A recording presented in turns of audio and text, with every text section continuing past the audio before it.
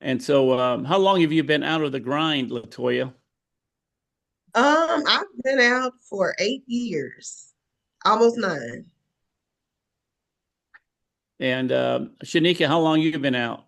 Sound like you got. 13 years. I'm asking you how long since you got out of prison, right? I did my time. I've been out for 13 years. Wow, wow. So we've known you for 13 years. Yep.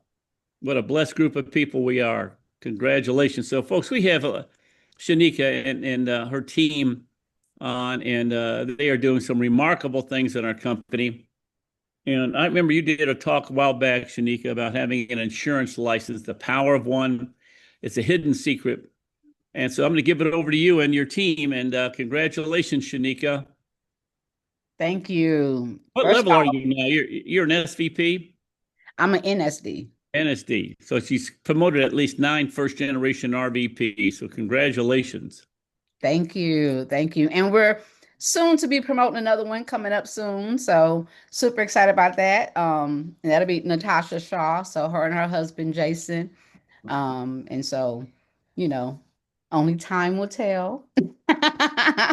So we're excited about that. But I want to thank you for allowing us to talk today. There's so many different things that we can talk on. And I love the fact that you said the power of having that life insurance license. And so when you first mentioned that, I said, okay, cool. We can talk about from public education to financial education because there's so many teachers and educators, people in the public education realm that do want a way out, but they are stuck in a sense of this is what I got my degree for, and not realizing those are transferable skills. Like the things you did as a teacher, as a principal, as a counselor, they're transferable, and you can go into this industry and it will serve you a whole lot more. And so today, I picked two of my top leaders. Both of them are former school principals. They're going to share their story, but then I'm going to have a Q&A with them on the power of the life insurance license. And so the first person I'm going to have share her story is new to Century Club, is pretty new to Primerica. She's been in business a little bit over a year. And so I'm gonna highlight her. She's gonna share her story. Then we'll have Latoya share her story, and then we're gonna do a Q&A with them. And so you're in for a treat because both of them are very powerful speakers. So you're gonna hear it, you're gonna feel it, but then you want to make sure that anyone that's in the education field, right? And you got to realize these are people, both of them were high in their field. They made great money already, and they did very well in being a school principal. And so they took what they learned in that industry and they brought it here with the power of the insurance license. So I'm excited for you guys to hear from them. And so first up, we're going to have Natasha Shaw, right? Former school principal, now soon to be, coming up, regional vice president. I already know she's going to be a six-figure earner because she's doing the work now. And so I want you guys to get your paper and pens ready to hear her story, and then to hear the magnitude of what it took to go from there, what was she was going through there that's now helping her here. So Natasha, take it away. Hello, everyone. Thank you so much. I want to just take this opportunity to thank you so much, Bill Larinder. Your legacy, you know this. And so I just appreciate the opportunity to speak to the team, the Century Club, and of course, my amazing coach. I would not be here today if Chankia Turner had not stopped prospecting me for 11 years. I think it was 11 to 12 years that it took for her to prospect me to come into this. And so, for all intents and purposes, I was doing a great job. I had a great career. But no one knew that within me there was something wanting to do more. And so, I believe it was God ordained for her to consistently try to continue to talk to me, inviting me to different events over the years. And eventually, the perfect time came and I was ready to go. And it literally took me 2 seconds to say, okay, let's go find my IBA and keep going. And so that's a testament, if nothing else, to the power of the follow up. Okay. So if you are talking to people and they're saying, no, I don't want to do it. I was the person that when she said, I want to set an appointment with you and your husband, I was like, oh, girl, no, I don't want to meet with you. I'm good. I didn't want to meet with her because I knew, I was like, it's something Primerica. I don't know. And so I kind of put her off for a little bit and then eventually said, okay, let me see what this is. And over that time, she never stopped inviting me and just kept, doing those things. And so it was really good to join and be a part of it. She's an amazing leader. And so I appreciate her for giving me this opportunity. But I want to tell y'all my story, talk a little bit about myself. And so I'm going to share my screen really quickly and give you just an opportunity to see who I am and a little bit about the power of getting your life insurance license and going from public education to financial education. So this is a wonderful picture here of me and my husband. We've been married, we'll be married for 19 years going into December. So he's really just been my backbone. And he and I together, actually, he is now part of the team. It took him a couple of months to watch me. Before he joined, I took him on a trip with me to the AELC, and he saw it for himself. And we've been in partnership together now for this last year and a half. And so it's really been good. So I signed my IBA with Primerica in February of 2024. And now it's June of 2025, and I'll be heading into RVP. I'm super excited. I know that's gonna happen for us, but literally just came in and just hit the ground running. And we have a solid coach like Chankia and Edward Turner. You know that they're gonna guide you in the right way, and so they've been excellent in teaching us what we need to do. And so I want to talk to you a little bit about my story. I was born and raised in Inglewood, California. For those who may not know, that is in the LA County area, home of the Staples Center. But yeah, that's where I am. I'm a girl from the hood. I love my city. I love California. But we grew up in very, impoverished times. No one talked to us about financial security. It was always something that, we knew that we had to do to get out of the hood, essentially, is that you had to go to college, get a good degree, and get a good job. And I did that, Bill. I did that exactly what they said. Oh, you want me to go to high school? Okay, I'm going to graduate. I'll go to college. I graduate at the top of my class in college. I went to a historically Black college here in the Dallas area called Paul Quinn. So I went to college there, graduated with my degree in education. And as soon as I got out, I knew that I was going to hit the ground running. I was so excited to work with kids in the community that looked like me, and came from where I came from. And so I dove headfirst into teaching. So you can see here, this far right picture here of me with my picture, my face mask. I was that teacher. I was dressing up for the kids. I wanted to make learning exciting. I wanted them to understand literature. I was that person. But I went back. You can see this picture here of me and my daughter and my son. I went back and got my master's degree. And I had my son at the same time. And that's when I transitioned to becoming an assistant principal. After 15 years in the classroom, I became an AP. And it was really good. You see, I was all in high school, so I was secondary. And it was great. You see me with the kids, and it was a good time. And then I became an actual school principal. And you can kind of see some pictures here of my team.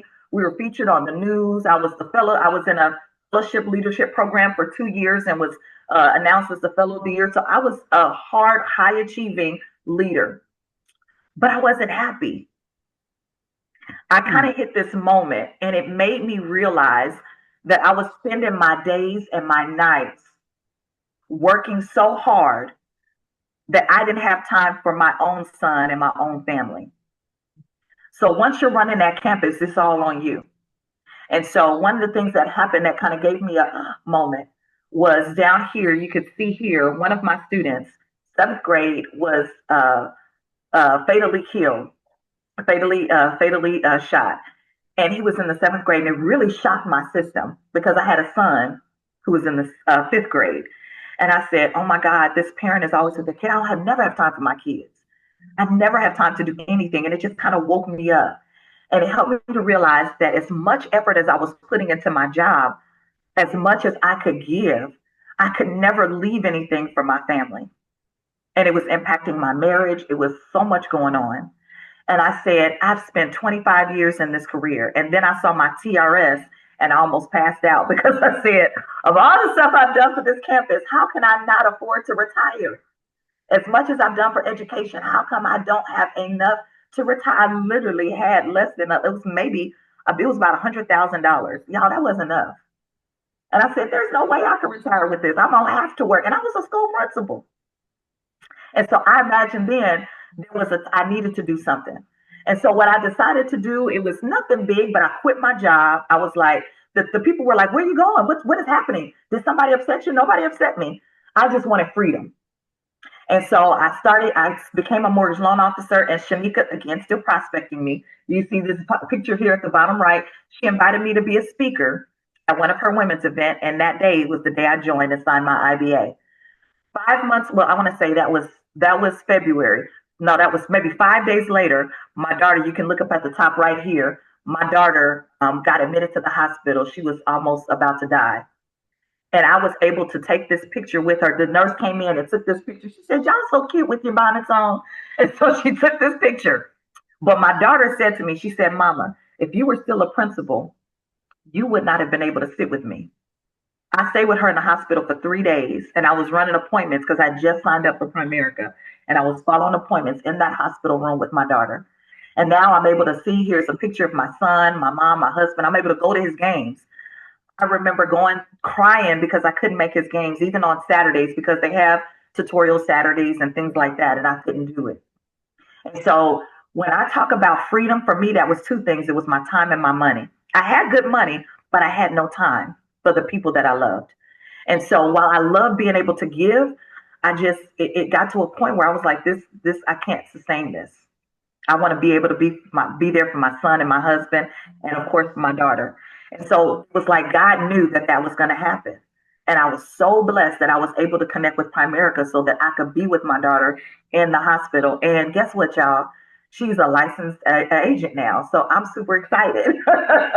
So praise God for that, And so it's one of those things. And then this was my first big trip. This is where I took my husband. We went to the AALC. We went to the international convention. I just met so many wonderful people. And I saw the bigness of Primerica. I saw how great it is. If you haven't gone to a big event, go, because it's gonna inspire and encourage your belief system. But there was one thing that I knew I wanted to have, and that was leaving a legacy for my family. I don't care how many times, and I did a lot of community events, still do a lot of community outreach for the neighborhood. But as much as I was able to pour into that campus, as much as I was able to pour into those families, as much as I was able to pour into that school, I could never, ever leave that campus to my son or my daughter. I couldn't. And they would have to, really find their own way. And there was nothing leaving behind. There was great appreciation for having a lot of degrees. And it feels really good to have high status. But high status does not equal freedom. And that's really what I wanted. And so I came in, I got my SIE license. It took me, I think, 7 to 8 weeks to get a securities license. This is our husband. We got our regional promotion. But once we decided together, we're going to go in. We're going all in. We went all in. And so we've been just hitting the pedal to the metal. And we're super excited. We've been getting some great recognitions, spending time with our team, growing our team, because we know the vision of what it is and what's possible. When you see and you're working with people who are, for me, and I'll put it out there, I was making a little over $100,000 as a school principal. And I saw Shanika. I said, Shanika, you're making $400,000. The superintendent don't make $400,000. And I'm like, wait a minute. And I don't want the superintendent's headache. So the only reason why I would keep going is to get that type of income. But I don't want that stress, nor do I want the politics that come with it. So if I can have freedom and be able to override and grow and still educate, still support families, and still do good for my community, it's a win-win-win. And that's all it wrote. And so we have planted our flag. We're super excited. We have decided in partnership that we are clearly defining our wins. That's what's helped us to get to where we are. The power of getting that life insurance license has transformed my entire life. Not all the degrees. It was the saying yes to an opportunity that I was so not against. I was not for originally. But what to see it was right there. And so my husband, we're also big in ministry. And so we serve together in ministry very well. My husband is a worship leader and he is involved as well. But we knew we also wanted to continue to honor God with what we had, but we also wanted to make sure we grew our business. And so we had to really be careful of distractions. It was like work, church, home. It was like the office meetings and church. That's it. Like we're not going to get too distracted. We have to know when to say yes, know when to say no. But it's been really good. And you can see here, we're playing to our strengths as well. And so that's one other thing about business is that now I have unlimited income. So before I was getting a paycheck, they were giving me what they thought I deserved. And there are people, they'll tell you, there's some, all principals are not made equal. All teachers are not made equal. I was the teacher in the hallway that was making sure I was checking IDs and telling kids to lift their pens up. And there were kids, teachers in other hallways sitting there eating, candy, not doing anything. And we were both getting the same paycheck. No, that's not okay. And so one of the things I realized was that they will never really be able to pay me what I'm worth. But I know I'm worth a lot. And I know that the same grit and hustle and muscle that it took to me to become a principal, I'm going to use that same hustle and grit and muscle right here in Primerica. And you can see where it has taken us. And so when you make the decision, and I'm going to stop my share so you can see my good face here because I'm talking to you.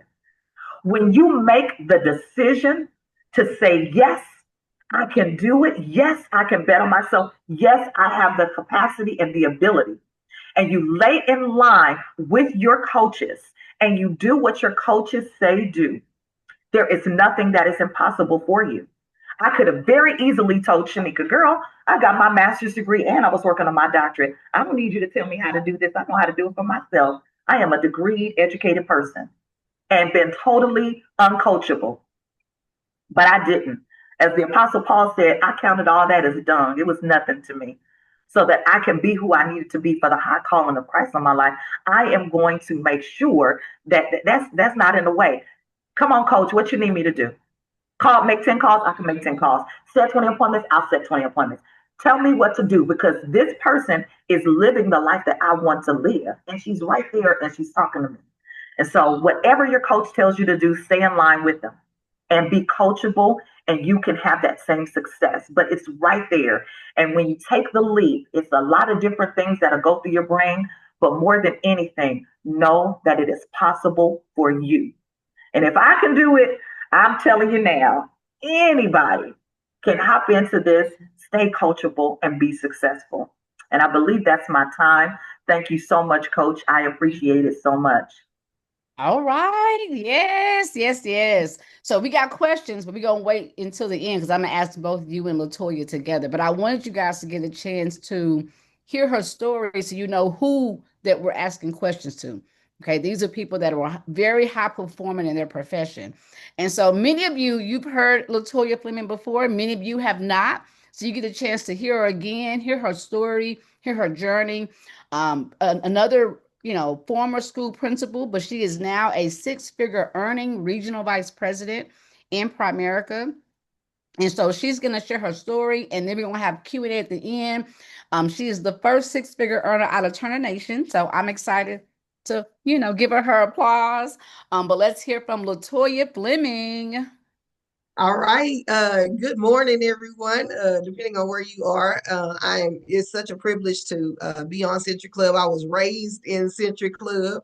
When I first started the business, this was just a part of our schedule. We drove to North Dallas every Tuesday, and it was just a part of who we were. It's a part of my journey in this business. So I appreciate you, Bill Arender, for allowing Turner Nation to speak to you. You're on your call today, and Chankia, definitely thank you to you for allowing us to share our story. I don't have the pictures for you of the PowerPoint, but I'm just going to speak from my heart, telling you a little bit about my story. Grew up in a two-parent household, went to college.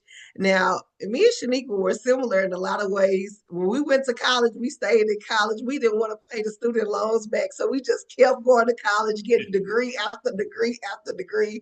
And I looked up, I was like, I'm tired of going to school. I don't want to go to school anymore. They was like, well, you go owe these student loans back. But me and Chankia had racked up $100,000 in student loans because we just wouldn't get, I know, wow, I'm really going to say wow, because because we wouldn't get out of school. We just like, we don't want to pay those loans. So if you stay in school, you have to pay the loans back.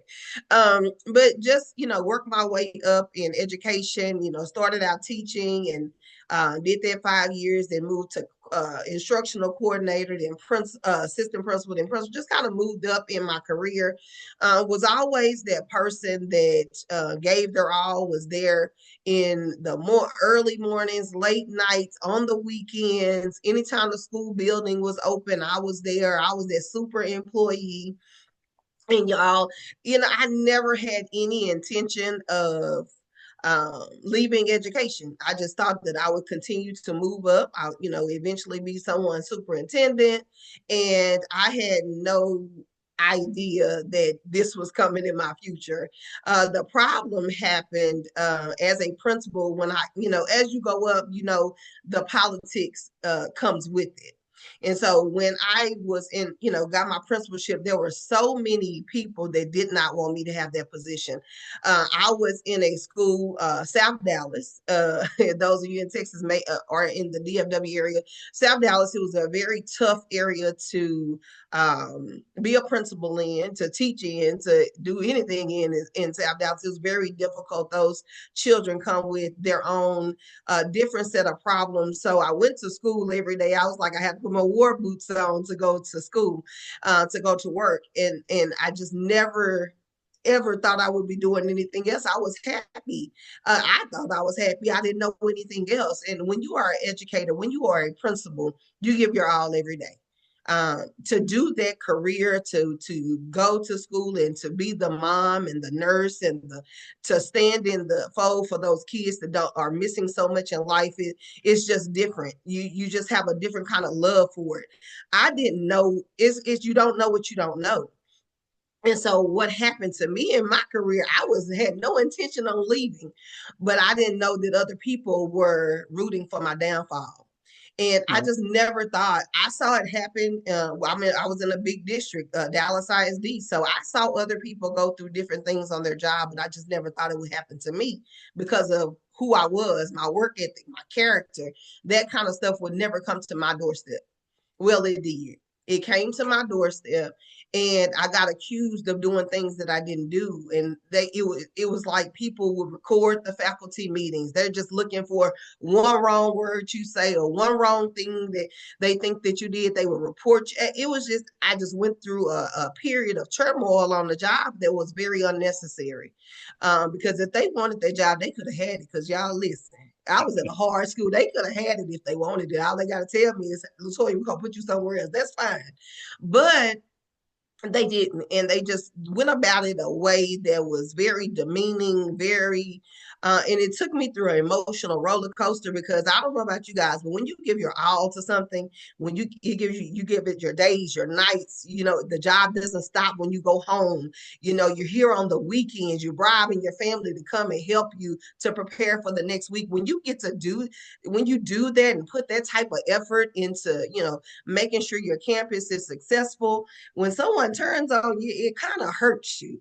And, I just wasn't ready. And when it happened, it just hurt me to the core. And so, Shanika started, Primerica in 2012. At that time, she told me about the business. I did become an IBA for her, but I never did anything, never went to class, I was an IBA, let's just say that. And never had any intentions on doing anything in the business. And I didn't. And so I ran into her husband. This is the power of partnership. I ran into her husband. He was working on, her husband was a mechanic, and he was working on my boyfriend at the time, his vehicle. And he told me how well they were doing in the business. And so at that time, I was going through on my job, having to fight battles every day. And he said, Latoya, we made $13,000 last month. And I was like, doing that? He was like, yeah. He said, you should call Shanika. I said, okay. I called her right then, y'all. I went in the house. I called her. I was like, "What you doing?" And I was like, "Edward is over here telling me how well y'all doing in Primerica and this.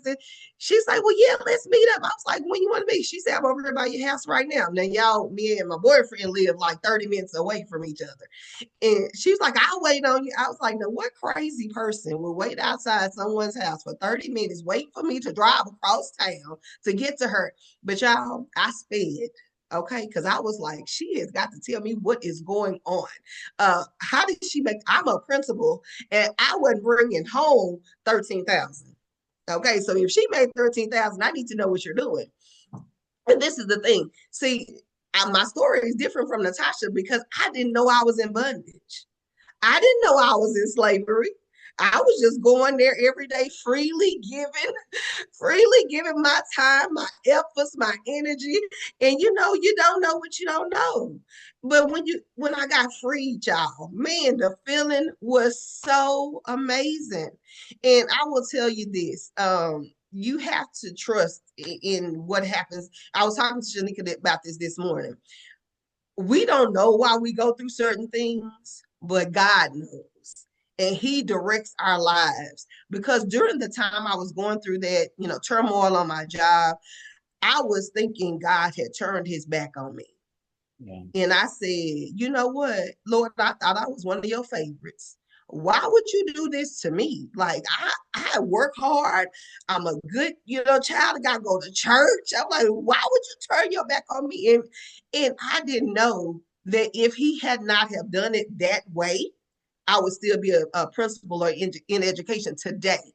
But they had to hurt me to the core that much that I said I would never return. I never, and if you say Bill Arenda's words, you never want somebody to have their thumb on you. I know exactly what he means when he says nobody can have their thumb on me. And in those moments when I was going through that on my job, I said, "You know what? They can stop me from being able to pay because I wasn't married. How would I pay my bills if they decided they wanted to let me go? How would I be able to pay my mortgage? How would I be able to make sure the lights was on?" I was like, and I'm allowing do I want to just go be a principal at another school? Or do I want to not allow someone to have that kind of control over my life ever again? So I didn't know I was in slavery. And let me tell you how I knew. When I started in Primerica, it took maybe 6 months to a year to not have anxiety on Sunday nights. And I didn't know I had anxiety, but I would on Sunday nights when it started getting later, like 10 o'clock, I'm like, okay, what I need to, as a principal, you're thinking about what you have to do tomorrow. Like, what I got to make sure I'm there because, the teachers are going to call in on Monday morning. Okay, so I have to be ready, prepared. And, who am I going to put in this class and this? Okay, what am I in the anxiety of what's to come for the week would be on your back on Sunday night. And I would have that anxiety, like, Lord, okay, I got this. And then I woke up when I said, "Latoya, you don't have to do that anymore. Girl, you've been freed. The Lord has set you free." See, when you thought that he turned his back on you, he had your back. You didn't even know it. He was freeing you because he had something greater for your life. And that's the thing. We have to trust this journey. It's not going to go like you think it's going to go. See, I had my life all planned out. The Lord laughs at your plans. Because what he does is he plans your life. You don't have nothing to do with it. Okay. You're just in there being the vessel that he can use for him. And now, today we're getting to share our story just to bless you guys. Because guess what? I never knew life would be like this. I never knew the opportunities that would come to me. I never knew. He said, "Latoya, 6 figures, 100,000, that is nothing in profit." In this industry, in the financial services industry, you are worth so much more. You can touch so many more people. You have gifts that I've given you, but they are beyond those classroom walls, that school building walls. It's much more than that. I want you to bless a lot more people. But see, I got to remove you, and you hard-headed. So I got to remove you this way. And so because he had to hurt my feelings and like they'll never have that kind of control over me ever again, that's why I'm here today. I didn't know I needed to be free. I didn't choose freedom. The Lord chose it. He said, look, I have something for you to do over here. And this is where I'm moving you. This is where you go. And you go plant your flag because there's work to be done. And it's not in this school building. And so that was my little story. So I'm going to give it back to you, Shanika. All right, all right. Look, y'all, I'm telling you, and the power of partnership and the power of the follow-up. Okay. So it took me, well, Latoya was my train appointment. So she said yes. Taria is the one that met with Latoya. I was right there taking notes. She signed up. She did her life insurance, but she never intended on getting licensed. And so many people that would have took them out. That I worked with Latoya, like her and I were teachers together. We worked at the same school. She tutored my daughter. Like I knew her work ethic. And so it wasn't until she was ready. Okay. And that's why you got to keep following up with people. Now, meanwhile, Natasha, it took me 12 years to get this girl here. But the whole time I continued to talk to her. I continued to invite her to different events we had. I continued to say, hey, let's meet. Even when I recruited Latoya, I was like, Natasha, remember that time when we came up to your school? Like I brought Latoya with me and we came up to your school. Like I was still trying to recruit you. But once again, it's all about timing. It's all about timing. And so I appreciate you guys for sharing your story. Now I got questions for you. Okay, because we're going to talk about the power of the insurance license and the magnitude that it did for you in your life when you make that transition. So, question number one. So, as former principals, you're used to leading schools. Okay, what made you realize, and you kind of shared this already in some of your stories, but what made you realize that it was time to lead in a different way through financial education? I can definitely start with that. Leading a school campus is pretty awesome. It's a huge responsibility. When people they drop their kids off, we want to make sure their kids are safe. We want to make sure that they're learning, that they're doing well. And so the heaviness of that is it's a privilege. Leadership is a privilege. But I knew that the needs for my life were beginning to change. And as they were changing, I started to see little flags, along the way. You start seeing little red flags like, I can't, I have to ask permission to drop my kid off on his first day of school. Like I literally have to ask permission to make sure my kid could go to school. Now I take him to school and drop him off. My husband takes him to school, but I pick him up to school every day. But in the morning, I get to be with him as he gets ready. It's summertime now, but that's the type of freedom. I think it's because I started to recognize that there was something more that God had in store for me. And I didn't know what to do. Just like you mentioned earlier, you get the degree and you say, well, I'm locked in. This is all I know. I don't know anything else. And we don't think that our skills are transferable. But I knew that I wanted to have freedom for my family. And I knew that there was another way. I just wanted out. If I'm being honest with you, I just wanted to get out and take a bet on myself because I was getting older. I jumped in when I was 46. I signed my IBA when I was 46 years old. And so at 46, you're like, man, it's a wrap for me. I've been in this career. A lot of people don't want to start over and think they can't learn anything new. But when that pressing comes, when God is talking to you and saying to you, it's time for you to do something different, obedience is what's required. Not the going back and forth. So I knew he had placed it in my heart. I just needed to see what the opportunity was. And like you said, I just knew that I still get a chance to do a lot of the leadership things that I did as a principal. I just do it in a different space. But I needed to spend time with my family. That was really the big thing for me. Okay. All right. So let's go to a different question. Latoya, what was your first thought when you learned the earning potential of a life insurance license? Did that surprise you? Definitely. In your head, when you're an employee, you have a ceiling to what you think you can make in business. I mean, as an employee, you have a ceiling, and I think as when you work a job, you think 100,000 is great, and it is great. It's great when you work in a job, but you don't know what is possible. And I think when you get in this big, in the financial industry in itself, and when I got from America, I say people make that a month. And I was like, I'm sitting here thinking, see, we think small as employees. You think small because the average person is not a six-figure earner, number one. And then you don't think that people are capable of making 200, 300, 400, $1 million in a 12-month period.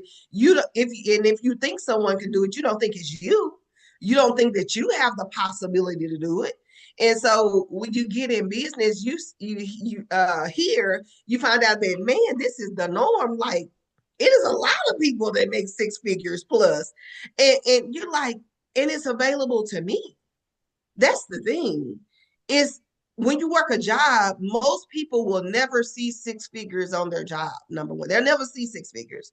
Here, you can see the six figures because you can make it yourself and beyond.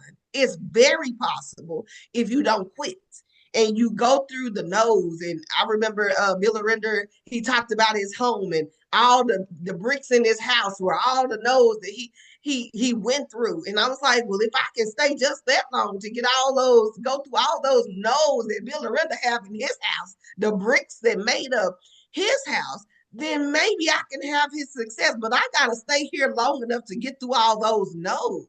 But the six-figure earning potential here, you don't see it on the job. People don't even believe that they can make six figures, much less other people too.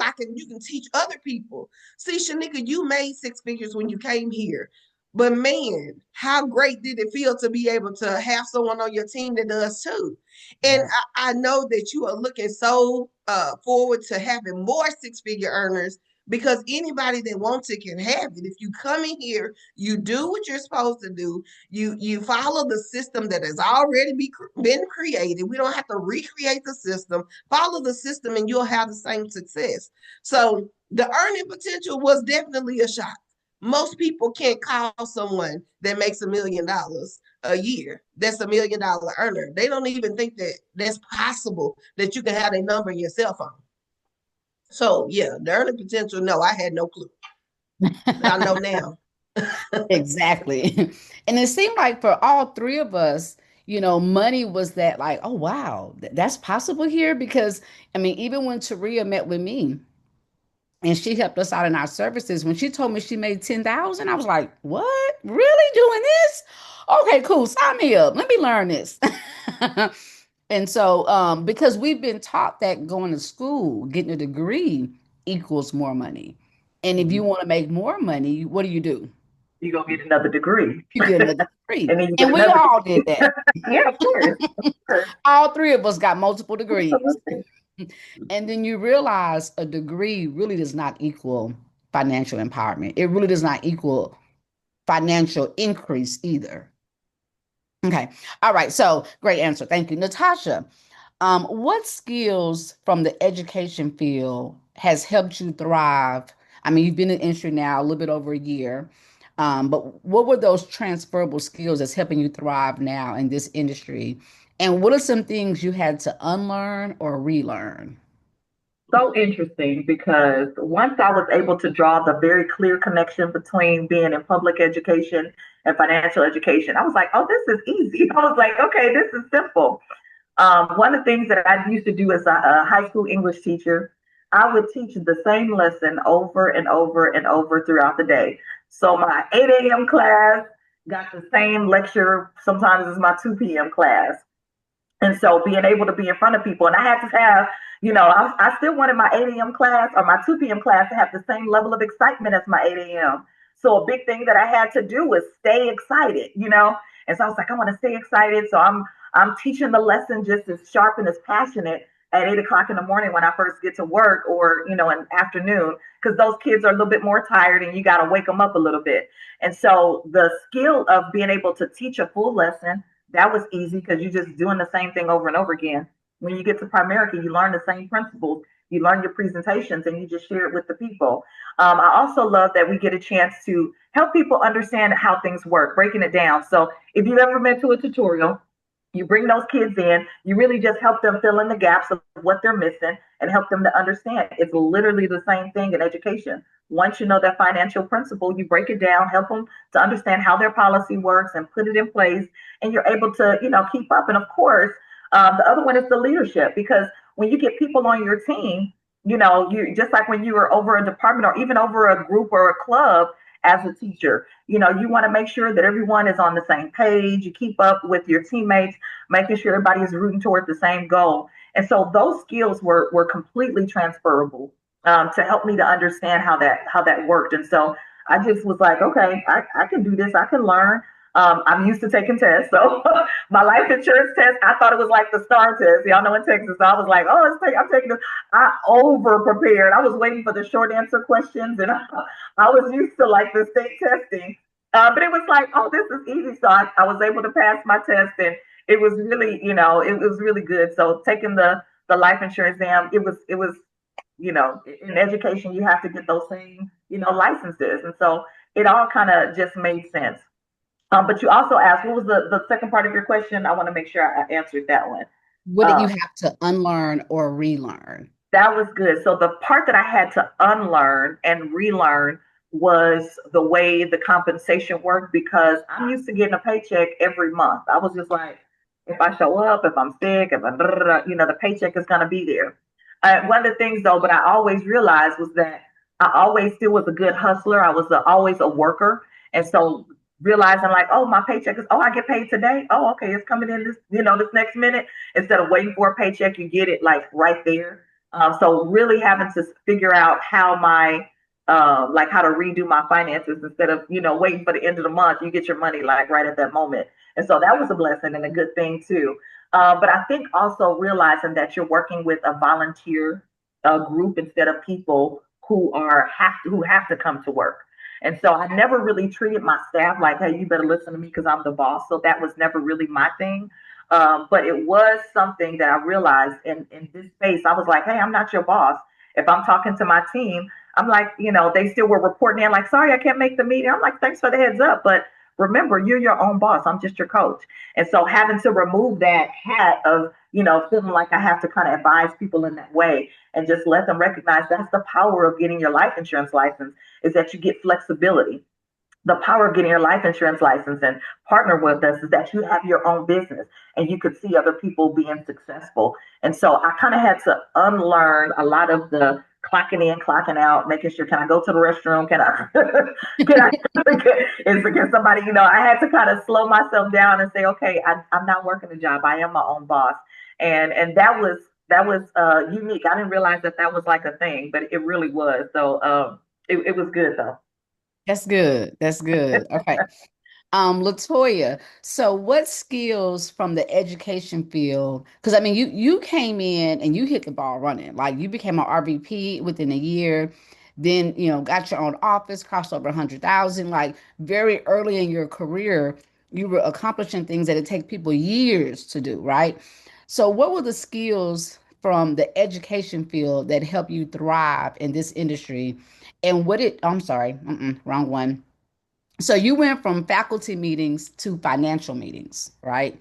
What was the biggest mindset shift in building your Primerica business? Well, I think as a principal and in my Primerica business is, it's growing people. I think as a principal, your job is to grow people, and still, as a regional vice president, my job is to grow people. The difference is, as a principal, I was growing people to help them to become a better teacher, to help them to perfect their craft. And it's different in business because you're helping people here change their lives. That's a huge difference. Growing people to become better at, teaching, how they deliver, how they form their lessons, how to get it across to the kids better where they can retain it is a lot different than helping people to change their lives, helping people to believe in themselves, helping them to know that there's greater out there than what we've been taught all these years. And it's whether it's for personal gain, them getting better, or for helping generations to come. That's our job. We are supposed to expose the nightmare See, I was in slavery. I told you I was in slavery. I didn't know it, but you exposed it to me. And it wasn't because you told me, hey, Latoya, you're living a nightmare. It's because you put me in environments where I found out that I was living a nightmare. And I didn't even know it. And so you have to know that when you're talking to people, when you're working with people, they don't know what they don't know. And it's our job to expose it. Like put them in environments where they see, they can hear other stories, where they can see people thriving and see that there's much more to life. Like you can change your life. It's not about getting better on your job. It's about what can I do to better my life. And so I think we get so caught up in, perfecting what we do and, or not, because most people are lazy, but to know that you can actually change your life for generations to come. Like this is going to benefit people past me. Like who even thinks about that? People don't think about 10 years from now, 20 years from now. They don't think about 5 years from now. They think about this weekend. What we doing this weekend? What we doing tomorrow? What we got on the schedule, but they're not thinking about what's to come. And so in this industry, in this day and time, and in this business, we get to change people's lives forever. And so that's what I've kind of learned from the faculty meetings to the financial meetings, is to grow people. Yeah. We're growing people on a regular basis, is to grow their thinking, how they think, and to help them to change their lives for years to come. I know one of the statements you made early in the business, you said you used to tell your teachers, write down who your friends are. And if you're the smartest person in your group, you need a new group. That's right. So how would the same statement apply now to your business? Same. If you have to be around someone that's going to grow you, that's the power of having a coach. We're not bosses, we're coaches, and coaches help you go further than you ever thought that you could. And so here you have to be in an environment that's going to grow you and stretch you. Yes, me and Natasha came here with a skill set because we were already leaders in our own right. But here, the leadership is a whole lot different. You have to grow a whole lot more in order to get where you need to go. And so, yes, you have to get in those environments that will stretch you, that you're around people that make you feel uncomfortable. Like you're the lowest paid.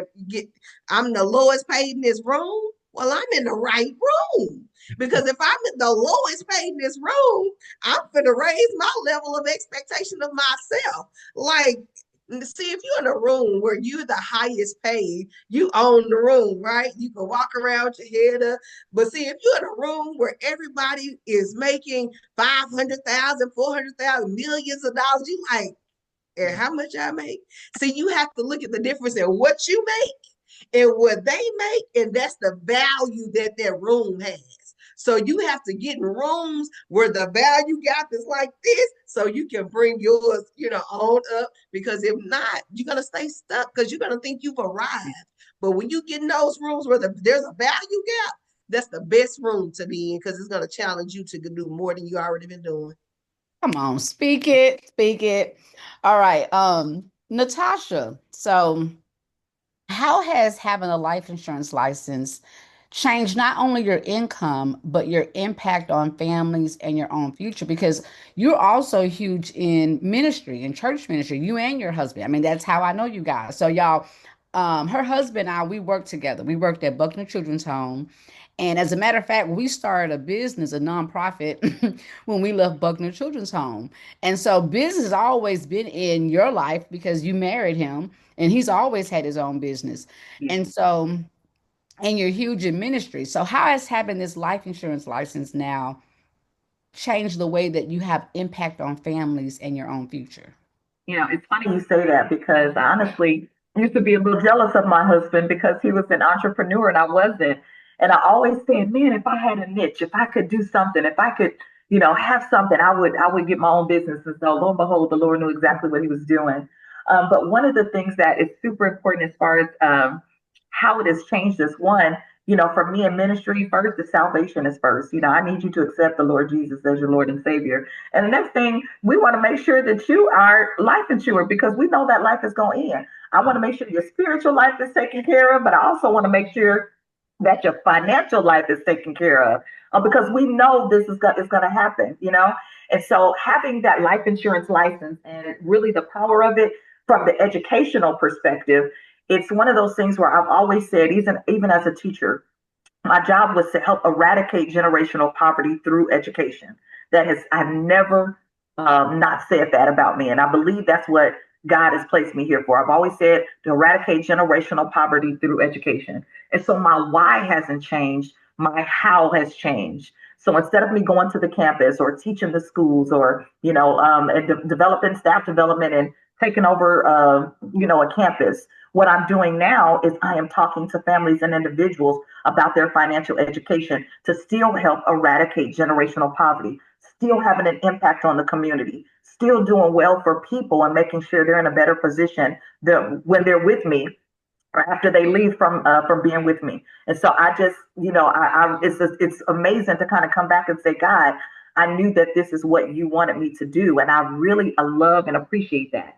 And so being able to combine the two things that I love, education, ministry, it really is a blessing. And so when we're thinking about talking to families, I mean, it's like I'm going to invite you to church. I'm like, hey, what church home you go to? You can come on and go to church because we want to make sure that you are fully covered. It doesn't make any sense for me to, give you a life insurance license and you go into hell. Well, I appreciate that. But, I thank you for your product, but I want you to be saved.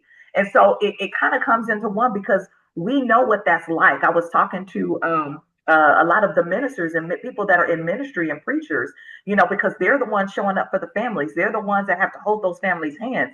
Imagine that same person is able to give that check and help deliver that check to that family. It is ministry, the work that we do. And so it's not really separate. It's very much together. And so having that life insurance license puts you in a position to help that family for a time that we know is going to happen. We know it's going to happen. And so I want to make sure you're both spiritually and financially covered should anything happen to your family. And so it's important to commit that business that you have over to God. You want to make sure that He is the priority. He's going to put the people, He's going to send the clients, and you got to just allow yourself to let your business be the vessel, because He knows what's happening. He knows who you need to talk to and where they are. And He knows the situations that's going on with them before they even get to you. And so when you allow God to be your business partner and you say, okay, Lord, this is your business. Where are we going?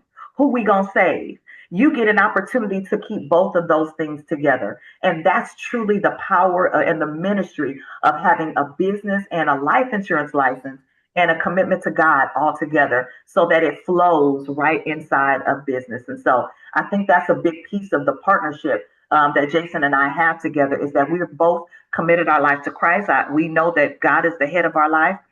We know our family is the next thing, and we know that business comes together. So when we're able to commit our life to Christ, work as a family, and then work our business, we really have, been the example for what we want to be able to do for families and educating them and making sure that they're fully covered in all areas. So that's a great question. That's good. That's good. So here's our last question before I have the closing statement and then hand it back over to Bill Arender. Latoya, so many teachers feel stuck. They feel stuck. They even feel a little skeptical, like, I don't know about this. Like, they're selling insurance. I know when I left, people say, you leaving to sell insurance? Like it stinks. What would you say to that educator who's afraid to take the next step, who's afraid to take that first step? I would say, number one, you have to think about where you want to go.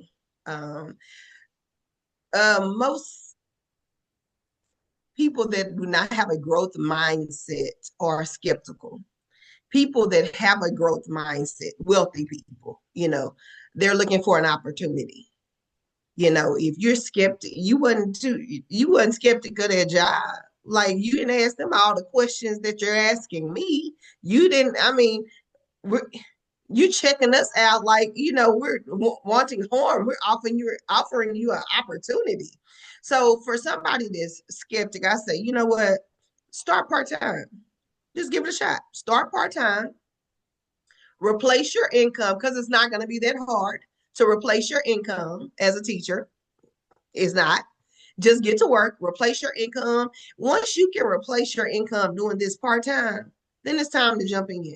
Just go for it because we know what's going to happen if you stay in this industry. If you stay teaching, we have the history, we have the report cards, we know what's going to happen to a teacher that stays working 30, 40 years. I mean, we see examples of it all the time. They end up retiring and coming right back to work because number one, you don't, your TRS is not going to be enough to retire on. And then you're going to be bored at home with nothing, no purpose, no. So you need to always be open and willing to give an opportunity a shot. So if you're, skeptics don't get wealthy because they always questioning everything. Give it a shot. There's examples of success here that you can, people can, you can learn this business. You don't have to come in knowing anything, obviously, because we were educators, so we didn't know anything about the financial industry, but come in and give it a shot. I mean, if you keep going like you're going, we already know the end result. But what you don't know is how this will end.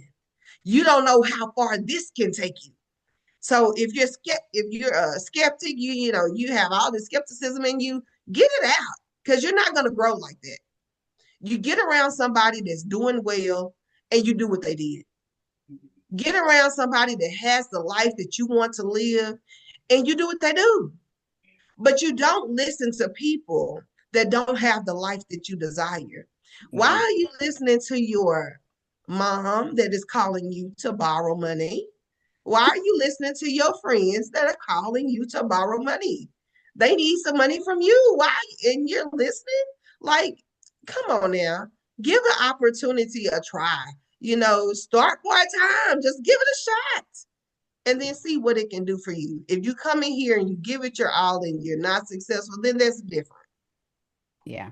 But if you come here, I mean, if you never give it a shot, then you just already wrote your ticket for the future. You just giving up on life. And I just give it a shot. I mean, I didn't know I was in prison, but I was. But I've been set free. Somebody paid my bill. Thank you. Somebody bonded me I out. was in jail, girl. I knew I was in jail. I was waiting for somebody. No, but somebody bonded me out. So I appreciate it. And it's funny because they treat you like you in jail. They'll say, how long you been in there? You got out. What is it like on the other side? And I'm like, it's so funny when I talk to educators. They're like, what you doing now? I'm like, you're not on the prison yard. You can come on out. But that's how they treat it. You ever think about going back? No, I got free. Why would I go? If you're free, why you want to go back? No, I ain't never thought about it.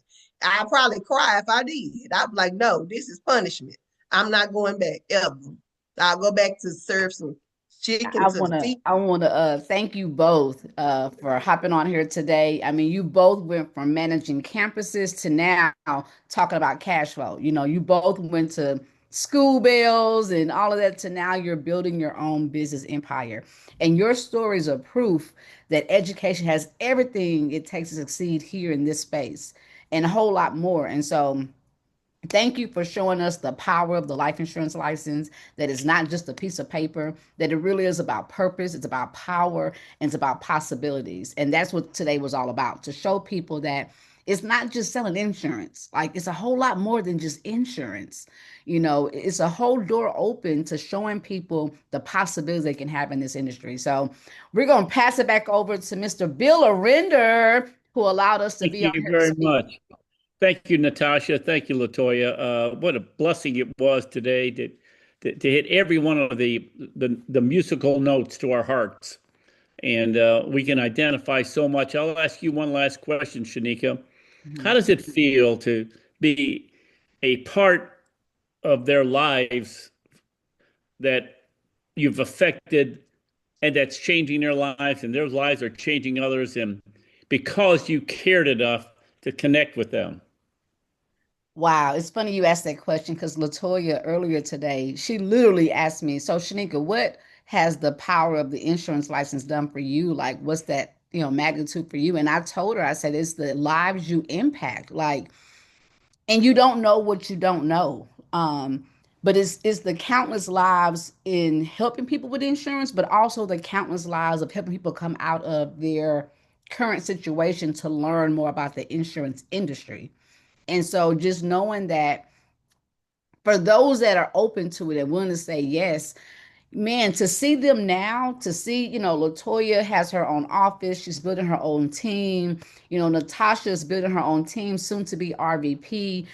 To see the countless lives, and I mean, all of them are working with people that I don't know personally, but through them, I know them, right? Just like Taria don't know all of my team personally, but because she made the commitment to make phone calls and to call me up, all of our lives have changed.